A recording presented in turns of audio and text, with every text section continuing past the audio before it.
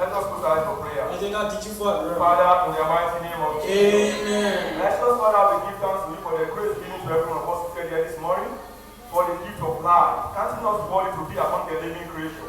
It's not of our power or our might, or because of the grace given to us. Give that glory, my Lord, in Jesus' name. Amen. Lord, we are here this morning, O Lord, to hear from you, for you to revive us, O Lord, Father, do so, Lord, in the mighty name of Jesus. O Lord, we come against all the powers and the principalities of the darkness. We render you useless this morning.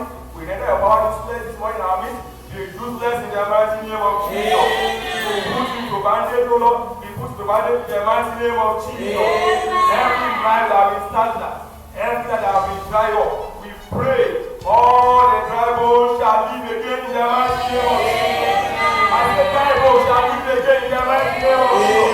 Dry bones shall rise again in the mighty name of Jesus. In Jesus' mighty name we pray. Dry bones shall rise. I said dry bones shall rise. Our dry bone is going to rise. Your dry bone is going to rise. We are working under this team, dry bones shall rise again. Dry bones shall rise again. In which the text that we are going to use in the book of Ezekiel 37:1 to 14. Ezekiel 37:1-14. But what we are going to consider, the part we are going to consider today, we are going to consider verse 1 to 4. Nínú ohun tá a máa ṣiṣẹ́ lórí lónìí, a máa ṣiṣẹ́ lórí orí 1-4. That is means we divide this thing into 3.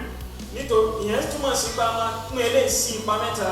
The dry bones and eyes are we divided into 3. Egungun máa dìde, a máa pín sí ipa mẹ́ta. Number 1, the one we are going to use today, the topic is recognizing the dry bone. Ohun tá a máa ṣiṣẹ́ lórí lónìí ni pé ṣíṣàwárí egun gbígbẹ náà. Recognizing the dry bone. Ṣíṣàwárí ohun tí egun gbígbẹ jẹ́. Can this bone live? Ṣé ó lè dìde bí? I said, can this bone live? Ṣé ó lè gba ìyè bí? I want to reply you. Can this bone live? Ṣé egun gbígbẹ lè gba ìyè bí? Firstly, when I talk about dry bone shall rise again. Ní àkọ́kọ́ náà, máa ń sọ̀rọ̀ nípa egun gbígbẹ máa dìde. But recognize the dry bone. A gbọ́dọ̀ ṣàwárí ohun tí egun gbígbẹ jẹ́. Recognition of dry bone is so important. Ṣíṣàwárí ohun tí egun gbígbẹ jẹ́ ó ṣe pàtàkì púpọ̀. Before the bone will rise, tí egun gbígbẹ máa dìde. What are the dry bones? Kí ni à ń pè ní egun gbígbẹ gan? What are the dry bones? Kí ni à ń pè ní egun gbígbẹ náà?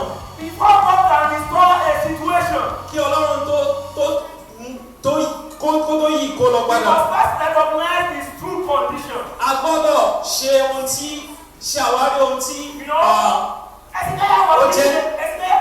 Ezekiel was given a vision. A fi ìfihàn wòlíì Ezekiel.